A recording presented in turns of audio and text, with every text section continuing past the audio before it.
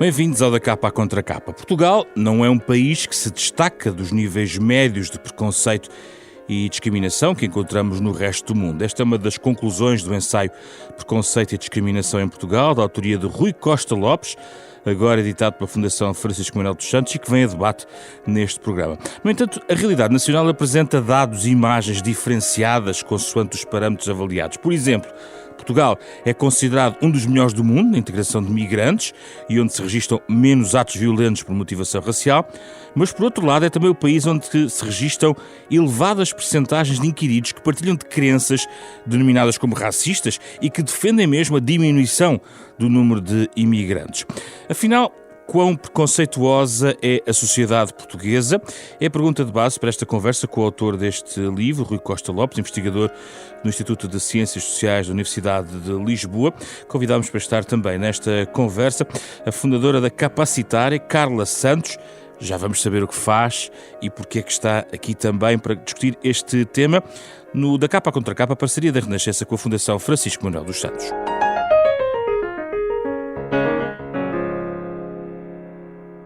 Muito obrigado a ambos pela vossa presença. O Rui junta-se a nós a partir dos Açores, é, digamos, o autor do livro. Vou só perder, entre aspas, algum tempo aqui, Rui, para me ajudar a guiar os ouvintes em alguns termos técnicos, porque à cabeça pode ser importante. Ok. Rui, o que é preconceito na realidade e na definição técnica? Eu sei que ocupa várias páginas do livro. E já agora, no que é que distingue da discriminação? Ora então, antes de mais, obrigado pelo convite. É bom começar por definir então esses conceitos. O preconceito é assim o conceito mais genérico, que engloba todos os outros que vamos falar por aqui, estereótipos e discriminação. O preconceito é uma atitude, ou seja, é uma predisposição para avaliar coisas de forma positiva ou negativa. Neste caso estamos a falar uma atitude no sentido de avaliar de forma positiva ou negativa um grupo como um todo, ou uma pessoa só porque ela pertence a esse grupo. Como nós tratamos aqui no ensaio, no livro, tratamos do preconceito enquanto problema social, na realidade estamos a falar de uma predisposição para avaliar de forma negativa um grupo como um todo ou uma pessoa só porque ela pertence a esse grupo. Portanto, uma pessoa dizer que não gosta de negros está a fazer uma afirmação preconceituosa. Uma pessoa julgar uma mulher de uma determinada forma só porque ela é mulher está a ser preconceituosa. Agora, acontece que esses julgamentos podem tomar diferentes formas. Nomeadamente, nós podemos julgar que as pessoas têm uma determinada característica só porque pertencem a um determinado grupo. Por exemplo, assumir que uma pessoa é má condutora só porque é mulher. Quando nós fazemos uma assunção destas, estamos a assumir características, estamos a usar estereótipos. Que é uma dimensão do preconceito. Exatamente, é uma dimensão, uma componente do preconceito que tem a ver com a atribuição automática de características a um grupo como um todo, ou mais uma vez, a uma pessoa só porque ela pertence a esse grupo.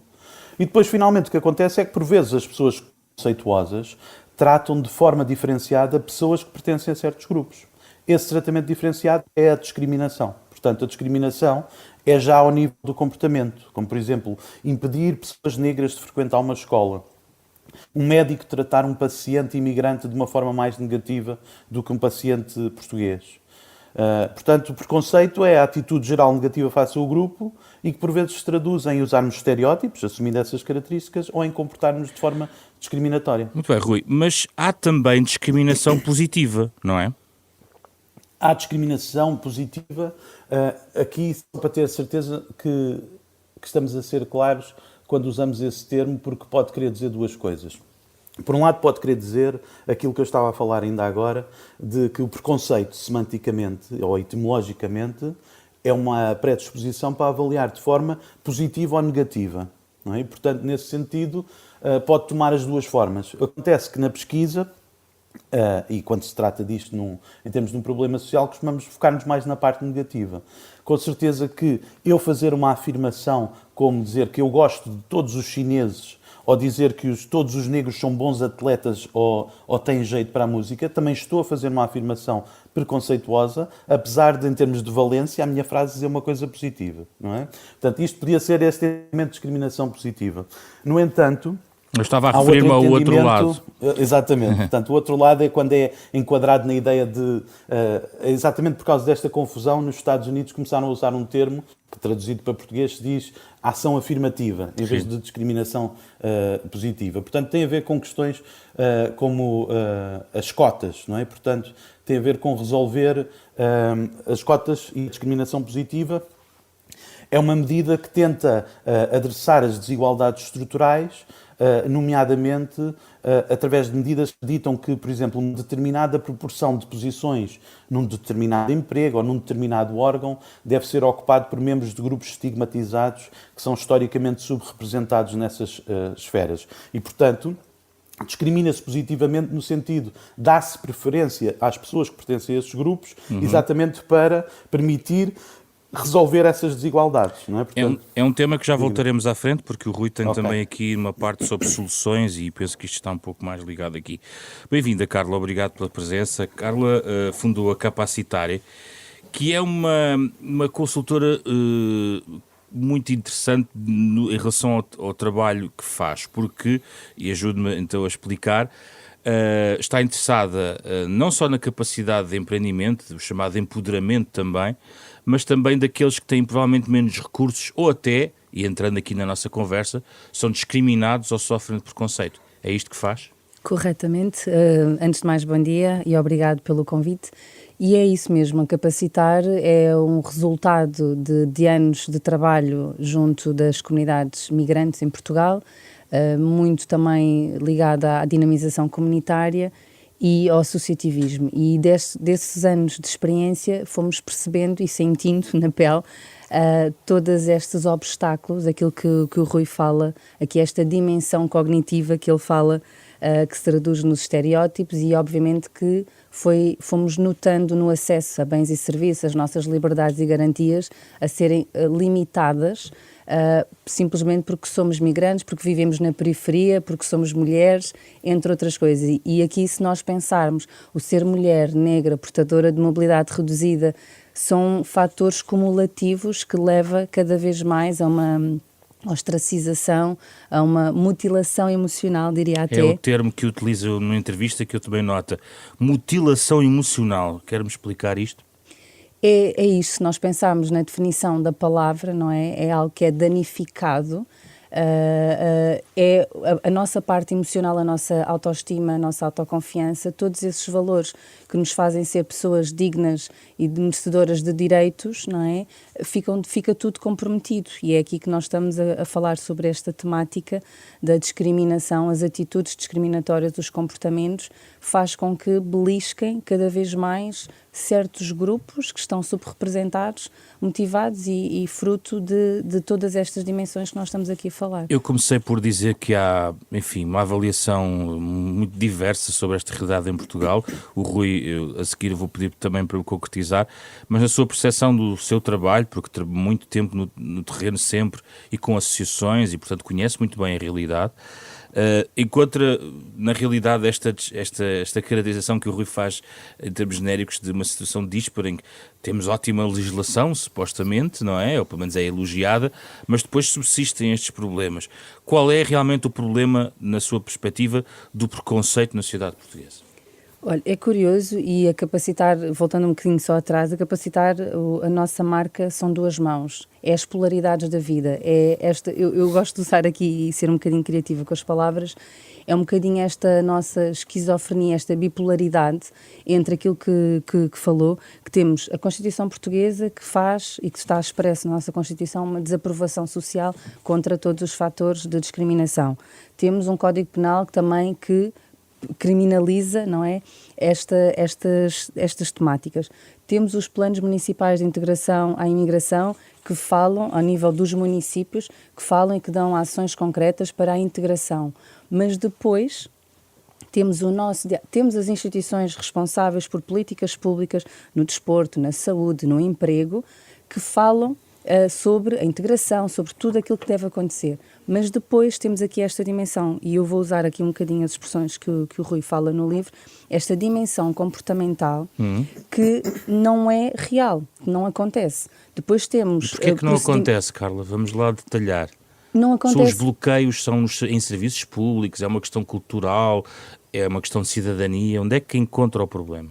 O problema está essencialmente na dimensão cognitiva. Existe, e nós não precisamos, e isto agora é uma posição muito pessoal, eu não preciso, com o dia a dia, nós percebemos que nós temos comportamentos discriminatórios, porque todas as nossas vivências e todos os nossos acessos a bens e serviços nos confirmam e nos mostram isto. O que está aqui em cima da mesa é esta dimensão cognitiva que tem a ver com as crenças, o contexto familiar, o ambiente onde nós estamos, a relação histórica, tudo isto fomenta, e mesmo pessoas que até estão sensibilizadas para o tema, basta usar esta expressão. Quando nós usamos e dizemos assim, a coisa está negra, a coisa está preta. Está logo na Já expressão. nas expressões corriqueiras do dia-a-dia, nós não temos a noção da carga e do impacto que nós estamos a transferir e estamos a replicar. E nesse sentido, nós próprios, que até somos sensíveis a muitas temáticas, também temos que nos policiar e ajudar a esta transformação para mudarmos aqui A um Carla pouco. também tem que se policiar? Em algumas situações, sou ser humano, também tenho as minhas sombras em determinados assuntos e obviamente que se eu quero ser a minha melhor versão, eu tenho que me vigiar e isso é nós aceitarmos a condição humana, aquilo que ela é, independentemente da cor, da raça, o que for. Mas esse é aí onde acho que começa o problema. Rui, onde é que está o problema? Há uma parte do livro só sobre de onde vem o problema. Pois, é uma parte enorme. Eu sei. Eu lamento dar uma resposta aqui de académico, mas de facto o preconceito é um fenómeno complexo e multifacetado. Tem muitas causas, muitas origens. Eu vou tentar falar aqui de algumas, tentar não ser muito Pode pegar aborrecido. aqui nesta já leitura que a Carla faz em relação à realidade, talvez esta ideia cognitiva. Pronto, exatamente, porque eu diria que é uma explicação muito primária no sentido que é aquilo que nos é mais natural. Até era um pouco o que a Carla estava a dizer, exatamente. Eu acho que há a ideia de nos policiarmos, porque de facto a ideia principal é de que o preconceito é algo quase natural para o ser humano, e digo isso no sentido que uma das causas fundamentais vem de uma tendência natural e adaptativa até que nós temos de categorizar as pessoas à nossa volta, em nós e outros, não é? E, portanto, nós temos esta necessidade de classificar, organizar o mundo, pôr as pessoas em caixinhas, em categorias, e a razão pelo qual fazemos isso é porque nos ajuda a lidar com a quantidade avassaladora de informação com que somos confrontados constantemente. Agora, quando nós aplicamos categorias às pessoas, nós colocamos as pessoas em grupos diferentes, para já tendemos a exagerar automaticamente as diferenças que existem entre essas categorias. Depois, se nós pomos as pessoas em grupos e nós fazemos parte de um desses grupos, é natural associar mais coisas positivas ao nosso grupo, exibirmos uma preferência pelo nosso grupo e termos coisas mais negativas aguardadas para os outros, não é? Mas, portanto, para além desta explicação mais cognitiva, mais primária, nós temos explicações que vão desde traços de personalidade a questões mais sociais e estruturais que nos fazem desenvolver estas atitudes negativas.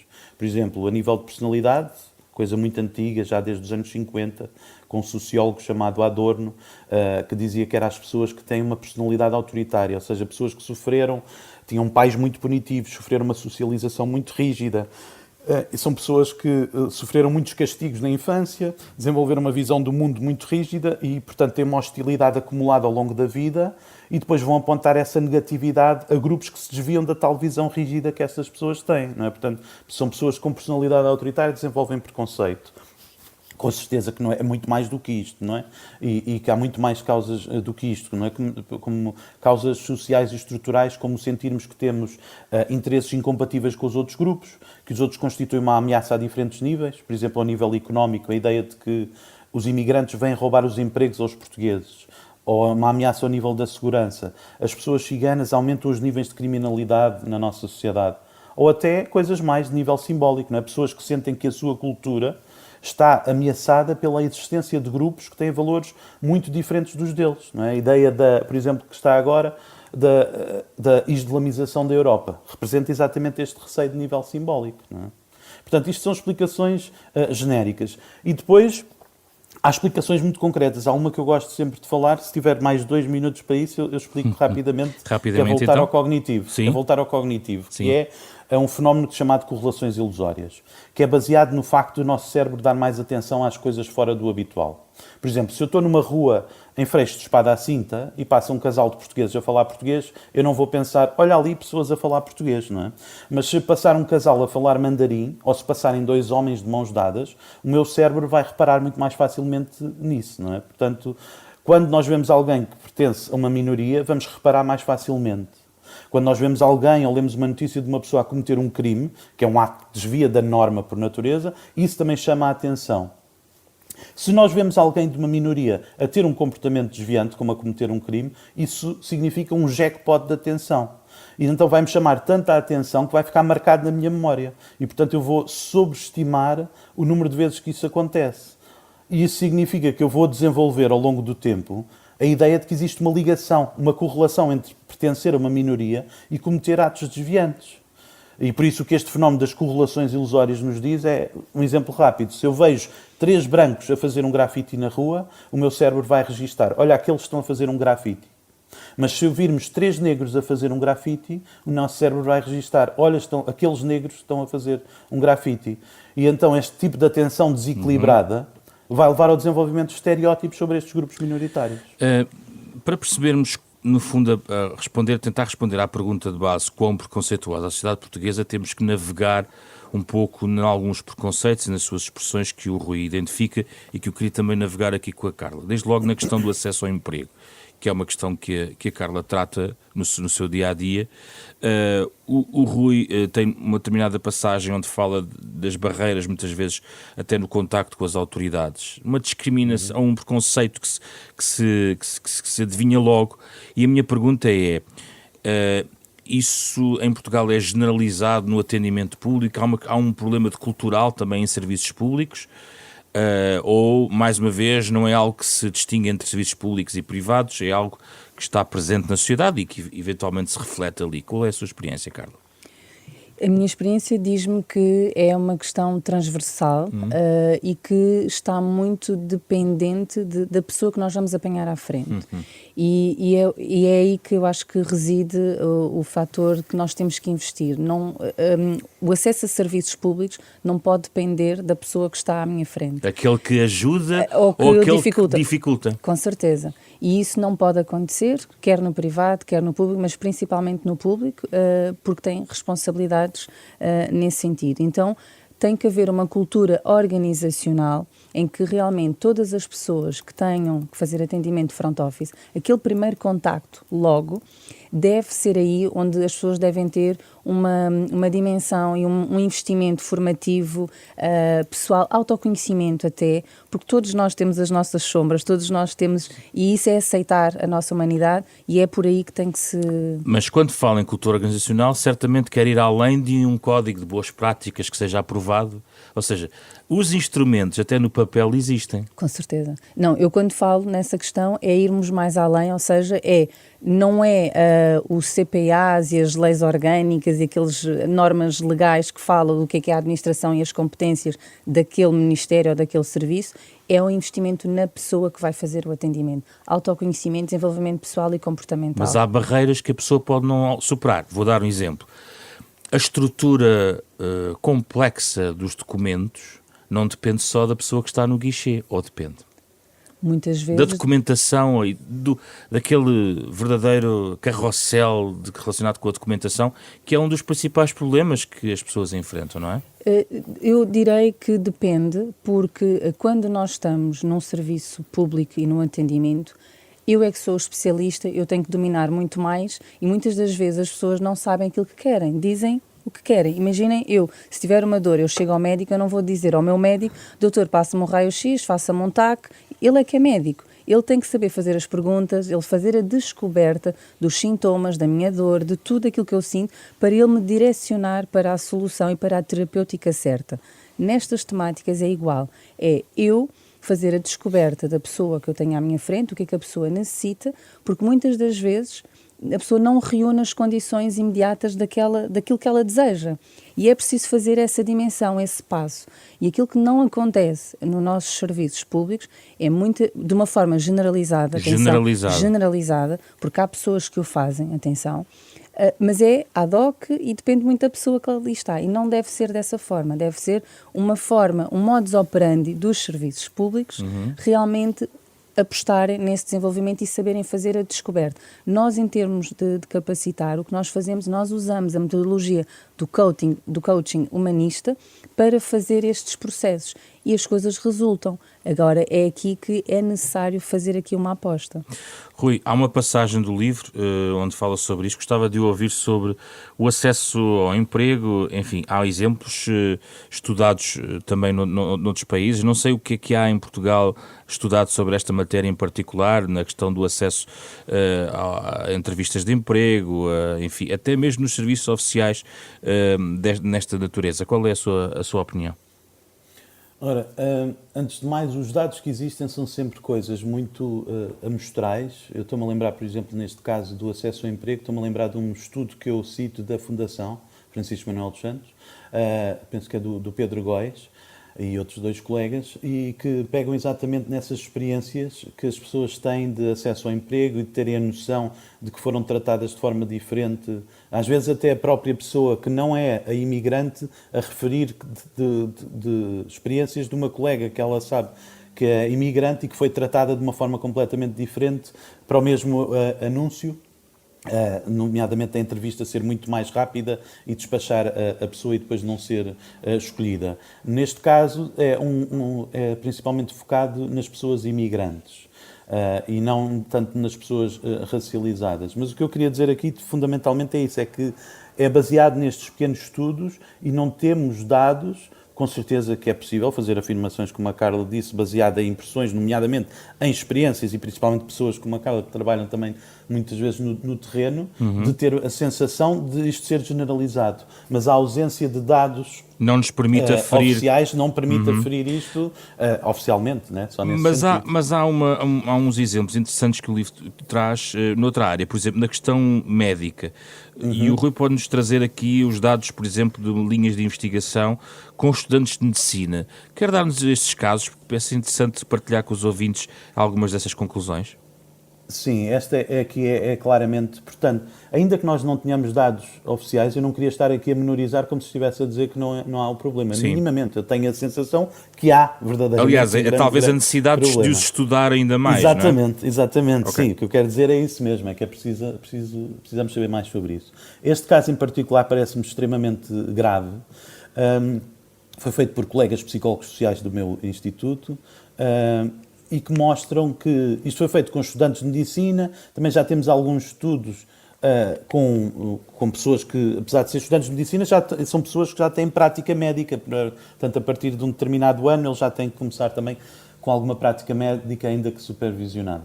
Mas o que acontece, principalmente, é eles já terem demonstrado que os médicos brancos, ou estudantes de medicina brancos, dedicam menos tempo a um paciente negro do que a um paciente branco nas mesmas condições. Isso está medido. Tudo o resto, isso está medido, literalmente cronometrado e, mais importante do que isto, é que depois mostra que isto está associado, o facto de passarem mais tempo com pacientes brancos permitem chegar a melhores diagnósticos do que acontece com os outros pacientes. E porquê é que o fazem? É o tal, é toda a explicação que deu para trás em relação à matéria cognitiva?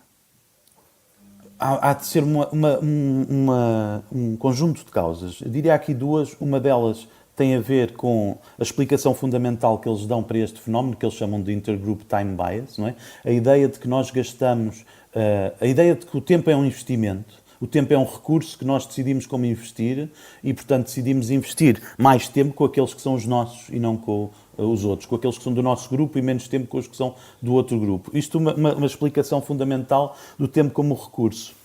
Muito recentemente eles começaram a avançar com outro mecanismo que tem alguma coisa a ver com aversão. E aqui a aversão pode ter 2 sentidos. Podia ser a questão de a pessoa ter aversão no sentido de querer evitar o contacto com estas pessoas, com pacientes negros, ou pode ser aversão numa questão muito mais sofisticada, muito mais complicada, que tem a ver com normas, no sentido... As pessoas muitas vezes têm receio de parecer preconceituosas e, portanto, querem evitar ao máximo estar em situações onde podem ser consideradas preconceituosas ou discriminatórias. Isso significa que têm uma necessidade, uma vontade de se afastar o máximo dessas situações, nomeadamente gastando menos tempo com essas situações. Não é? Portanto, ironicamente ou perversamente, o que resulta é uma coisa negativa e é numa discriminação. Carla, eu gostava de falar consigo sobre a educação. O Rui tem também uma passagem sobre o preconceito e discriminação no contexto educacional. Liz, cita aqui uns dados que eu gostaria de lançar aqui para conversar consigo. Números oficiais da Direção-Geral de Estatísticas de Educação e Ciência mostram que 78% dos alunos afrodescendentes no secundário são encaminhados para vias vocacionais, os chamados cursos profissionais, o dobro dos outros alunos. Citando aqui a passagem do Rui, esta disparidade mantém-se mesmo quando se tem em consideração o estatuto socioeconómico destes estudantes. É então provável que estes enviesamentos no encaminhamento de alunos se devam a expectativas mais baixas relativas a estes alunos que são colocados em vias educacionais onde o acesso à universidade é mais improvável. Sente isto no terreno, Carla? Totalmente. Então. A minha experiência vai-me dizendo isso, das minhas impressões, como o Rui disse, faltam dados e nós precisamos de ter a academia junto de nós para nos ajudar aqui a sistematizar dados, mas esta é uma realidade em que os jovens provenientes de contextos mais vulneráveis, ou migrantes e afrodescendentes, a maior parte das vezes é-lhes sugerido sempre é-lhes sempre dada esta visão de que pode ser mais atrativo e mais interessante fazer a via profissionalizante, porque acabam por conseguir aumentar as suas habilitações, mas terem uma profissão associada. Este é o argumento que é dado nesta perspectiva. Mas é uma realidade, e é uma realidade porquê? E é importante também recuarmos aqui um pouco atrás nesta questão das desigualdades e do falta de acesso a bens e serviços, desde a habitação, os lugares onde vivem, a forma como as pessoas têm que chegar até ao ensino. Tudo isto faz com que nós não estamos todos no mesmo barco, nós não partimos todos do mesmo início, e essa faz com que estes grupos subrepresentados tenham que atravessar muito mais barreiras e na sua jornada formativa hajam mais precauços do que noutras situações. Mas há discriminação no sistema público de educação? Há discriminação, não temos que ter receio das palavras, mas há uma discriminação na medida em que há aqui uma visão, não é, que já começa lá atrás, nesta dimensão cognitiva, de que as pessoas não vão conseguir chegar, ou também não há maiores estímulos nesse sentido. Mas também é importante aqui chamar a atenção a dimensão, a escola, todas as vulnerabilidades, todos estes excessos de trabalho, todas estas cargas que também está ao nível das escolas, também faz com que muitas das vezes não se criem as condições para que realmente haja aqui um maior investimento. Carla, seria favorável a cotas, e isto tem sido debatido e estudado, a questão de cotas de acesso, por exemplo, às universidades? Sou favorável às cotas, quer ao nível da participação política, quer ao nível do acesso ao ensino superior. Sou favorável porque as cotas têm este princípio de que nós temos que, verdade e reparação, reconciliação e verdade, e tem que se reparar aqui um dano causado a determinados grupos no acesso às suas liberdades e garantias, e por esse motivo as cotas têm este princípio de vir reparar algo, independentemente, e temos que dar aqui a primazia à competência, à meritocracia, com certeza, acima de tudo, mas sou favorável às cotas porque vem reparar um dano que é muito mais visível em determinados grupos. Rui, é favorável às cotas, Rui? Eu acho pouco importante que as pessoas saibam se eu sou ou não. Posso dizer que sou, mas eu acho que eu prefiro gastar tempo a explicar porque é que as cotas são importantes e porque é que as pessoas às vezes estão um pouco enganadas sobre as cotas. Porque as cotas, dizíamos há pouco, que era uma medida que dita que há uma determinada proporção das posições num determinado emprego, ou num órgão, nas escolas, na universidade, que deve ser ocupada por membros de grupos estigmatizados ou historicamente subrepresentados. as pessoas pensam muitas vezes que as cotas são injustas. E muitas vezes as pessoas olham para as cotas e dizem: eu acho que nestas coisas, para não haver discriminação, nem para um lado nem para o outro, nós devíamos escolher o melhor candidato, sem olhar a cor de pele, sem saber sexo, género, seja, ou o que seja. E, portanto, devíamos usar o que eles chamam uma lente meritocrática. Ou seja, premia-se aquele que tem o melhor desempenho ou o melhor CV, isso é, de facto, a ideia base da meritocracia. É aquele teste das orquestras, não é? Exatamente, e que tem dado, de facto, as audições cegas, não é? Não se sabe quem está a tocar. Tem dado bons resultados, mas tem dado bons resultados no sentido em que se passaram a escolher mais mulheres do que homens quando passaram a fazer as coisas desta forma. Mas, por vezes,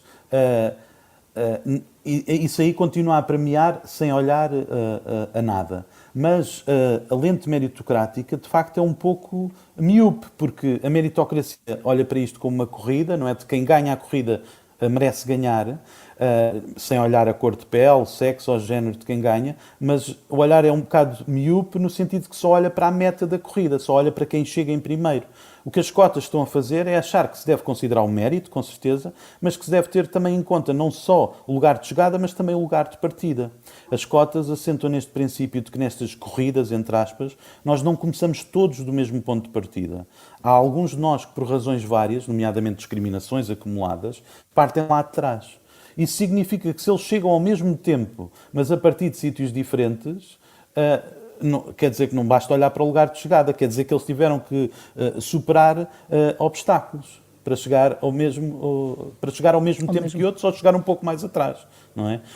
Agora, eu percebo como é que isto pode ser difícil de aceitar, não é? Porque o que nós vemos na prática é uma pessoa, às vezes uma pessoa com um CV melhor, por vezes a ser preterido, sendo uma pessoa que ela própria não será provavelmente ela a responsável por discriminações. Ou não é? A colocação desses subgrupos, dos grupos subrepresentados em lugares de poder, mas, enfim, apenas e só do ponto de vista formal, sem poder real. Isso também existe, Rui, não?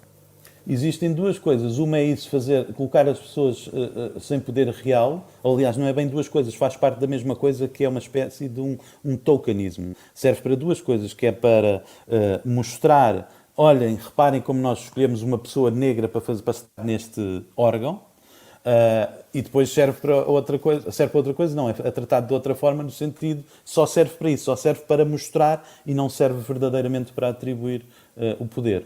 Está a estudar, de facto, isso acontece. Carla, há algum receio da comunidade também se fazer representar? Existe algum receio de se fazer representar, de se fazer ouvir a sua voz em grupos de cidadãos, logo até na base, quase ao nível autárquico, um certo instinto de defesa de um grupo que é eventualmente discriminado? Estou a falar mais do ponto de vista da participação cívica e política até. Eu vou começar por referir uma coisa anterior, e o Rui, se calhar, sendo da psicologia, terá mais instrumentos para justificar este argumento, que é, se nós pensarmos em que as pessoas não foram, certos e determinados grupos não foram estimulados, nunca tiveram esse espaço de fala, nunca tiveram oportunidades para, isto é da condição humana, se eu não sou estimulada eu vou criar aqui um hábito de que isso não faz parte da minha vida. Eu não tenho essa necessidade. Ou seja, eu concentro-me nas minhas necessidades básicas e é o meu modus operandi. Eu vivo para o trabalho, eu vivo para tratar dos documentos, eu vivo para garantir e não consigo sair mais desta esfera. Até há uma metáfora, a do elefante, em que temos um elefante em que ele está amarrado e o elefante, quando se levanta, ele tenta se movimentar e ele só consegue dar ali à volta em círculos. Ele, quando cresce, tem muito mais força, tem muito mais capacidades, ele acha que o seu mundo é só andar ali em círculo. Isto é da condição humana. Então, posto este cenário, a pergunta que me faz é natural que as pessoas não tenham sido trabalhadas e estimuladas para e não sintam a autoconfiança suficiente para realmente poderem participar e ter aqui uma posição muito mais reivindicativa, muito mais, muitas vezes até construtiva nestas matérias. Do ponto de vista comunitário, esta não é a minha experiência, porque a minha experiência diz-me que as pessoas são muito mais construtivas. Nós alcaturámos uma estrada, nós pusemos água e luz na comunidade, nós fizemos imensas coisas porque as pessoas querem melhorar as suas condições de vida. Quando saímos, e estamos a falar de condições básicas, quando saímos de um pensamento mais abstrato, muito mais elaborado, é normal que as pessoas não se sintam, muitas vezes, preparadas. Se estamos a falar de camadas com mais vulnerabilidade e até em termos de conhecimento e de ensino que possam estar mais escolarizadas. Se estivermos a falar de outros grupos de pessoas que já chegaram ao ensino superior, que têm conhecimento, que são pessoas extremamente construtivas e reflexivas na temática, muitas das vezes também falta-nos aqui a autoconfiança suficiente e espaço para que realmente possamos estar.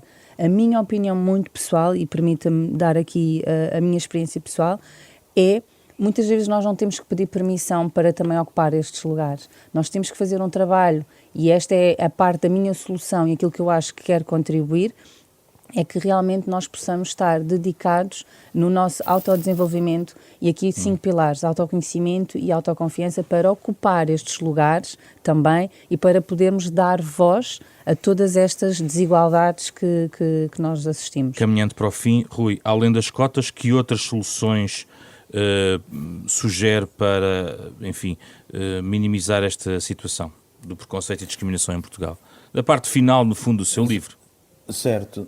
Queria só dizer uma nota muito rápida ainda sobre a questão da representatividade, que eu acho que é mesmo verdade o bem que isto faz. Felizmente já temos alguns sítios, como, por exemplo, sítios como a SIC Notícias, que dá destaques a uma jovem mulher como a Nelma Serpa Pinto, ou uma pessoa como o Cláudio França, que é um jovem negro, que tem aparecido em lugares de destaques. Isto, para pessoas que são vítimas frequentes de preconceito, veem pessoas como elas nestes lugares, isto mostra-lhes, como dizia a Carla, mostra-lhes que é possível, pode levá-la a lutar e a desenvolver novas valências e aumentando cada vez mais a sua representatividade. Okay?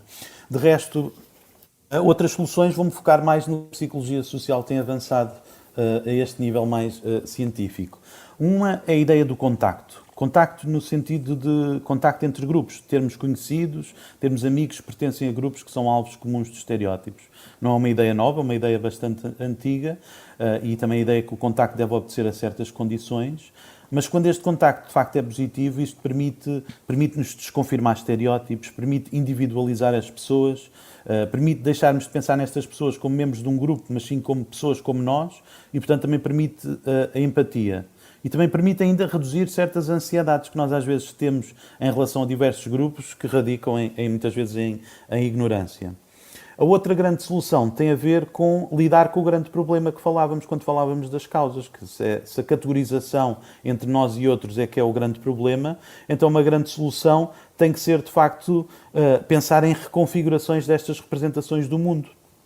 Em vez de pensarmos em nós versus os outros, lembrarmos que somos todos do mesmo grupo a um determinado nível, somos todos cidadãos de Portugal, ou somos todos humanos, ou então pensar que as categorizações não fazem sequer sentido e pensar que somos todas pessoas, todos indivíduos únicos, não é? E, portanto, basicamente estas grandes soluções.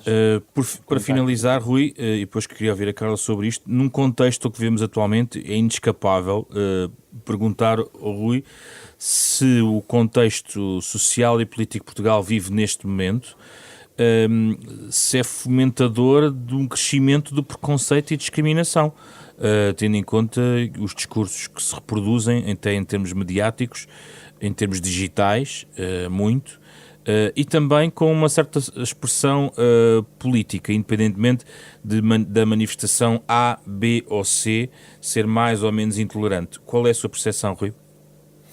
Sem dúvida que tem impacto. Ou seja, as questões do preconceito e discriminação são muito influenciadas pelas normas sociais vigentes na altura, e o que estas movimentações políticas e sociais nos vêm fazer é trazer alterações ao quadro normativo, é fazer-nos repensar o que é aceitável e o que não é aceitável. Há uma norma anti-preconceito muito consolidada há muitas décadas na nossa sociedade, uma norma anti-preconceito. Quando nós vemos pessoas como um presidente norte-americano, ex-presidente norte-americano, ou o líder do partido político português a dizerem coisas absolutamente racistas e xenófobas, isto leva as pessoas, em geral, a repensar que, afinal, se calhar, já não somos tão anti-preconceito como isso, já há certas coisas que podemos dizer e fazer. E, portanto, por um lado, estes movimentos e grandes manifestações a favor da extrema-direita, como esteve marcado até há poucos dias, são coisas que acabam por normalizar certas coisas que antes não eram aceitáveis.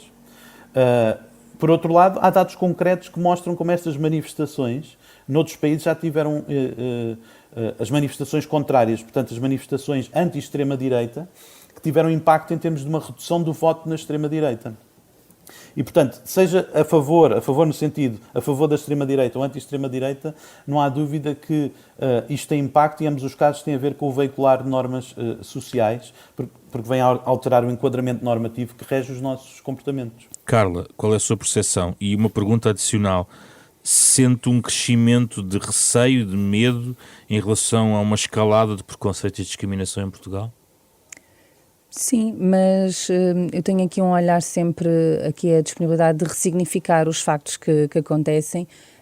Obviamente que começa a haver esta normalização e isso tem que nos fazer pensar a todos, mas para mim, pessoalmente, e aquilo que eu acho que nós devemos de apostar como solução é realmente nós começarmos a olhar para estes cenários e começarmos a querer ter uma posição e queremos participar, efetivamente. Vamos ter autárquicas, vamos ter eleições, começarmos realmente, porque este tipo de discursos faz com que possam haver retrocessos até na nossa legislação e isso nós não queremos. Se foram conquistas, nós queremos manter e melhorar e por isso tem que nos fazer desafiar e ousar para que nós queiramos, estes grupos possam querer ocupar estes lugares. Era a pergunta anterior que eu estava a fazer, não é? Corretamente. Se há um sentido de participação, eventualmente em resposta a esses movimentos. Claramente. Tem que haver, temos que ser proativos neste sentido e realmente é esta a necessidade e para onde nós temos que caminhar para nos organizarmos mais e podermos fazer parte destes movimentos e sermos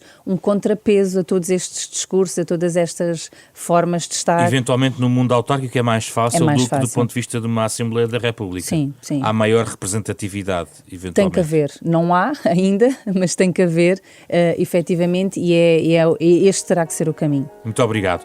Carla e Rui, muito obrigado pela vossa presença. Falámos aqui sobre preconceito e discriminação em Portugal, a partir do livro do Rui Costa Lopes sobre esta matéria, agora publicado pela Fundação Francisco Manuel dos Santos, parceira da Renascença, neste Da Capa à Contracapa, programa semanal cuja versão integral está disponível em podcast. Um programa com o genérico original do pianista Mário Lajinha. Fizeram o programa esta semana Rui Glória, André Peralta, Ana Marta Domingues e José Pedro Frazão. Na próxima semana voltamos com outro tema.